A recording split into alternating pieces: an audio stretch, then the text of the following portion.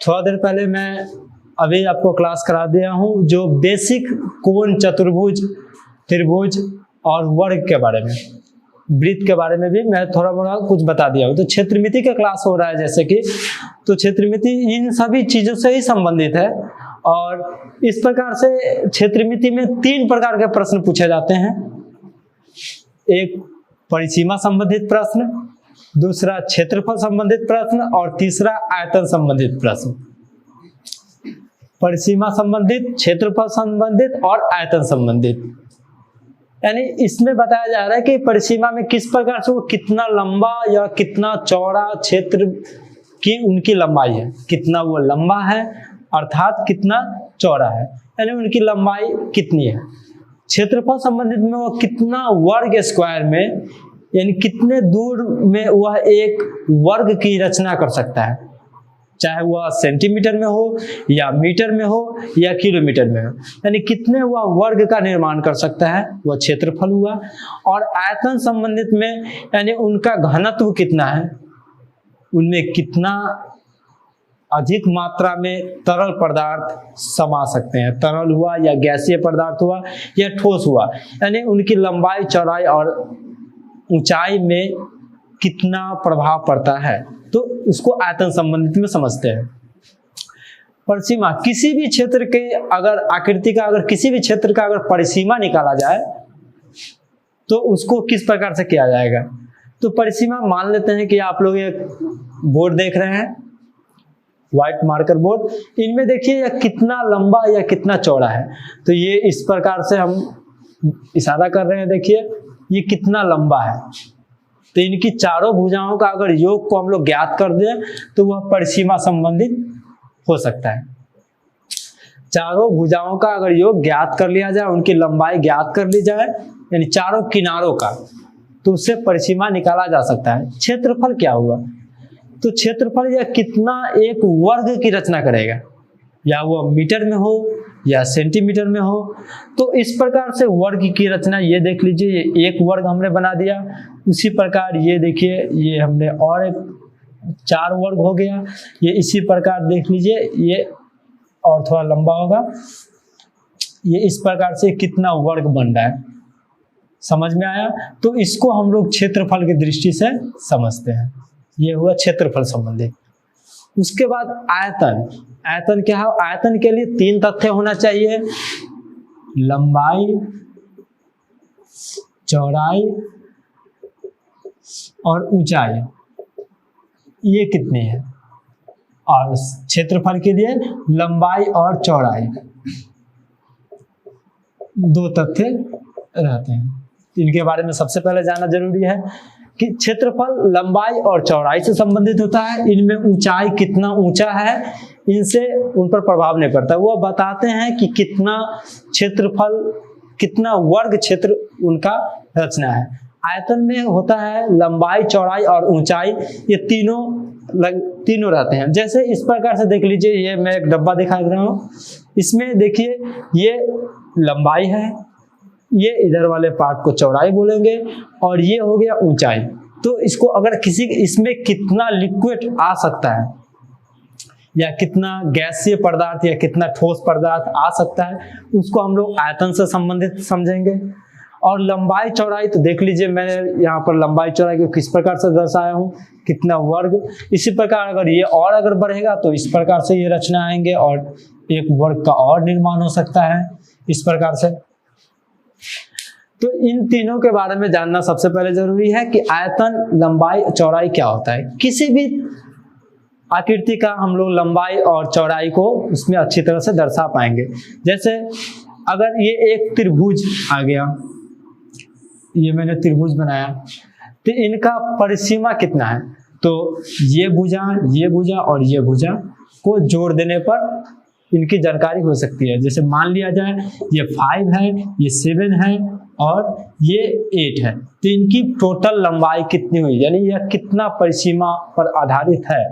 तो देखिए 5 + 7 + 8 = 20, यानी इनकी परिसीमा क्या हुई त्रिभुज की, त्रिभुज की परिसीमा क्या हुई 5 + 7 + 8 सेंटीमीटर, इसको सूचित कर देते हैं, यानी 20 सेंटीमीटर। समझ में आया आप लोगों को। उसी प्रकार अगर एक ये देखिए ये आयत जैसी एक रचना है, तो आयत में किस प्रकार से ये चारों भुजाओं को जोड़ने पर निकल जाएगा। कोई भी फॉर्मूला ऊपर से नहीं आता है, उनकी आकृतियों पर निर्भर करता है। जैसे अगर परिसीमा की, अगर कोई भी क्षेत्र का अगर परिसीमा के बारे में पूछा जाए तो उनकी टोटल भुजाओं की लंबाई कितनी है, उनको जोड़ देने पर बन सकता है। उसी प्रकार क्षेत्रफल में अगर पूछा जाए तो उनकी लंबाई और चौड़ाई कितनी है, यानी उसका वर्ग किया जाना चाहिए, यानी स्क्वायर, गुणन करने पर पता चल सकता है। ठीक उसी प्रकार किसी भी आकृति का अगर आयतन संबंधित प्रश्न पूछा जा रहा है तो उसका लंबाई, चौड़ाई और ऊंचाई तीनों का गुणनफल करने पर उन आयतन संबंधित प्रश्न हल किया जा सकता है। चलिए मैं और आप लोगों को ये परिसीमा संबंधित कुछ रचनाओं के बारे में बताता हूँ, और इससे आप किस प्रकार से खुद ही स्वयं अपने फार्मूला का निर्माण कर सकते हैं।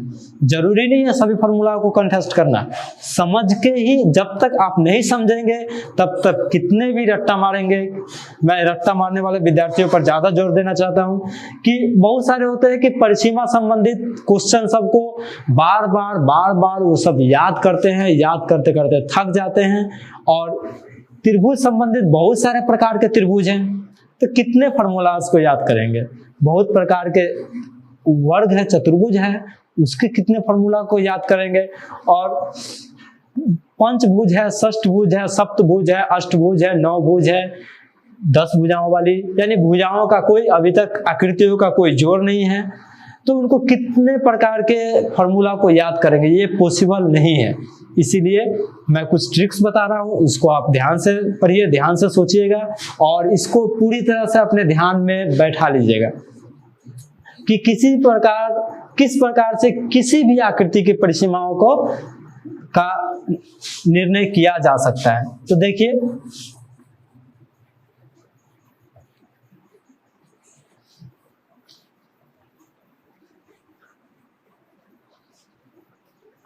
और एक बात है, मैं यहाँ पर परिसीमा के बगल में ब्रैकेट में ना परिधि भी लिखा हूँ। तो कुछ आकृति का जो परिसीमा है उसका नामकरण कहीं कहीं पर अलग मिलता है। जैसे वृत्त जो है वो वृत्त के परिसीमा को अधिकतर परिधि में मापा जाता है, उसको परिधि के रूप में सूचित किया जाता है। ठीक है, तो वृत्त संबंधित में परिधि आएगा, घबराना नहीं है। और अन्य जो आकृतियां होती है उनके संबंधित में अधिक प्रश्न परिसीमा से पूछी जाती है। तो परिसीमा के आधार पर मैं देख लेता हूं। यहाँ पर देखिए, ये मैंने एक त्रिभुज बनाया जिसमें हम लोग जानते हैं कि सभी भुजाओं को जोड़ देने पर उनकी परिसीमा निकल सकती है। तो परिसीमा में फॉर्मूला क्या निकला, परिसीमा equal to a + b + c, यानी तीनों भुजाओं का योग। मान लिया गया ये a है, ये b है और ये c है, तीनों भुजाओं का योग हो गया। उसी प्रकार देख लीजिए, अब मैं ये विषमबाहु त्रिभुज मैंने बनाया, जो कि त्रिभुज के बारे में आपको थोड़ी देर पहले मैं बता चुका हूं। ये विषमबाहु त्रिभुज है a + b + c। अब देखिए समद्विबाहु त्रिभुज के बारे में, जिनकी दो भुजाएं आपस में समान है। ये लीजिए, ये दो भुजा मैंने बना दिया, समान है, जिनकी दो भुजाएं आपस में समान है। तो क्या आप इसको याद कीजिएगा इस प्रकार से 2a + b। जी नहीं, ये दो भुजाएं हैं, तो मान लेते हैं कि ये भुजा a है, तो बराबर भुजाएं भी a ही होगी। क्यों a होगी? क्योंकि दोनों भुजा आपस में समान है। और ये अन्य भुजा हो गई, तो इसको b लिख देते हैं। तो इसी प्रकार से इसका परिसीमा क्या निकला हमारे पास, देख लीजिए 2a + b। यानी किस प्रकार से, देखिए एक ही फार्मूला है, उसी पर ये सारे फार्मूला बैठ रहे हैं। अब 10 फार्मूला को याद करने की आवश्यकता नहीं है। अगर आपसे समद्विबाहु त्रिभुज का फार्मूला पूछा जा रहा है तो डायरेक्ट तीनों भुजाओं को लिख के आप जोड़ सकते हैं। जैसे कि यहाँ पर ये तीनों भुजाएं के मान लिया a + b + c है, इसको आप 7 सेंटीमीटर कर दीजिए और इसको 4 कर दीजिए। तो आप डायरेक्ट इस प्रकार से भी लिख सकते हैं कि 7 + 7, यानी परिसीमा लिख के ये जल्दी हल किस प्रकार से किया जाएगा उसके बारे में बता रहा हूं। परिसीमा लिख के 7 + 7 + 4, ये आप लिख सकते हैं। क्यों? क्योंकि हमें मालूम है कि जितनी भुजाएं हैं उनका योगफल ज्ञात करना है परिसीमा में। जितनी भुजाएं हैं उनको जोड़ के केवल लिखना है। अब आगे देख लीजिए, अब मैं समबाहु त्रिभुज बना रहा हूं जिनकी तीनों भुजाएं आपस में समान है। तो क्या हम इसको फिर 3a लिखेंगे? जरूरी नहीं है। अगर मान लिया जाए ये 5 सेंटीमीटर है तो हम लोग परिसीमा लिख के परिसीमा इक्वल टू 5 + 5 + 5, क्योंकि तीनों भुजा आपस में समान है और तीनों को मुझे जोड़ना है, यानी ये 15 हो गया। समझ में आया आप लोगों को? इसी प्रकार त्रिभुज की आकृतियों के बारे में बता दिया हूं मैं। अब देखते हैं चतुर्भुज की आकृतियों में किस प्रकार से होता है। यानी फॉर्मूला इसको डायरेक्ट लिख सकते हैं कि त्रिभुज का फॉर्मूला, त्रिभुज की परिसीमा इक्वल टू, मैं इसको मिटा रहा हूं और एक शब्द में लिख दे रहा हूं। आप उसी को अधिकतर फॉलो कीजिएगा, अधिक आवश्यकता नहीं है। परिसीमा equal to a + b + c, इसी को केवल आप ध्यान में रखिए। उसी प्रकार चतुर्भुज के बारे में आते हैं तो चतुर्भुज में भी विभिन्न प्रकार की आकृतियां होती है, जिसमें देख लीजिए ये मैंने वर्ग बनाया, यानी परिसीमा का अर्थ है सभी भुजाओं का योग। तो ये भी a है क्योंकि वर्ग की चारों भुजा आपस में समान होती है। ये a है, ये भी a है, ये भी a है और ये भी a है, यानी 4a हो गया कि नहीं? तो परिसीमा में क्या आ जाएगा? परिसीमा इक्वल टू पूरा क्रिया a + a, 4 भुजाएं हो गई, तो इसको हम लोग डायरेक्ट बोल सकते हैं 4a। आप इसको नोट कर सकते हैं। यानी फॉर्मूला आया कहां से, मैं उस चीज को आपको सूचित कर रहा हूं। देखिए a + a + a + a 4a हो गया। ये क्या चीज का है? ये वर्ग का है। अब आगे आते हैं, देखिए आयत का। आयत के बारे में आप लोग जानते होंगे कि आमने सामने की भुजाएं परस्पर समान होती है, यानी आमने सामने की भुजाएं जो हैं वह आपस में समान है। ये हो गया। तो मान लेते हैं कि ये भुजा a है तो ये b होगा, ठीक है। फिर ये c नहीं होगा, क्यों? क्योंकि ये a है और ये दोनों अगर बराबर है तो ये भी a ही होगा। उसी प्रकार ये b है तो ये d नहीं होगा या c नहीं होगा, ये और ये दोनों बराबर है तो ये b है तो ये भी b ही होगा। समझ में आया? तो इस प्रकार से देखिए इस प्रकार से क्या होता है कि चारों भुजाओं का योग करना है। चारों भुजाओं का योग किस प्रकार से किया जाए, तो देख लीजिए ये a + b + b, यानी अब इसको देखिए जोड़ने पर 2a आ गया है और इसको फिर जोड़ने पर 2b, इसमें से कॉमन आ सकता है 2, तो a + b, यानी इस प्रकार से फॉर्मूला क्रिएट हुआ, यानी 2 गुने लंबाई जोड़ चौड़ाई। समझ में आया आप लोगों को किस प्रकार से? और आगे की ओर देखते हैं, ये वर्ग हो गया हमारे पास, ये आयत हो गया। हमें ध्यान में इसी प्रकार रखना है कि चारों भुजाओं का योग करना है। तो चारों भुजाओं का योग के लिए आप इस प्रकार से भी लिख सकते हैं, a + b b, a + a + b + b, इस प्रकार से भी लिखा जा सकता है। उसी प्रकार अन्य प्रकार के चतुर्भुज हैं, उनके बारे में देख लेते हैं। आप इसको ध्यान में रख लीजिए, इसको अंडरलाइन कर देता हूं, इसको नोट कॉपी के अनुसार नोट्स कर लीजिए और आगे देखते हैं। हाँ, तो चतुर्भुज में आप लोग देख रहे थे किस प्रकार से वर्ग की परिसीमा और आयत की परिसीमाओं के बारे में बताया। उसी प्रकार देख लीजिए, ये एक अन्य चतुर्भुज भी हैं जिनको हम लोग समानांतर चतुर्भुज कहते हैं। तो समानांतर चतुर्भुज का भी फिर वही परिभाषा है, चारों भुजाओं का योग करना है। तो ये अगर मान लिया ये दोनों बराबर होते हैं समानांतर चतुर्भुज में, ये दोनों भी बराबर होते हैं आपस में, तो अगर ये दोनों बराबर है, ये अगर a है तो ये भी a ही होंगे, ये अगर b है तो ये भी b ही होंगे। इसी प्रकार देखा जाता है परिसीमा में क्या होता है, चारों भुजाओं का योग, यानी a + b + b।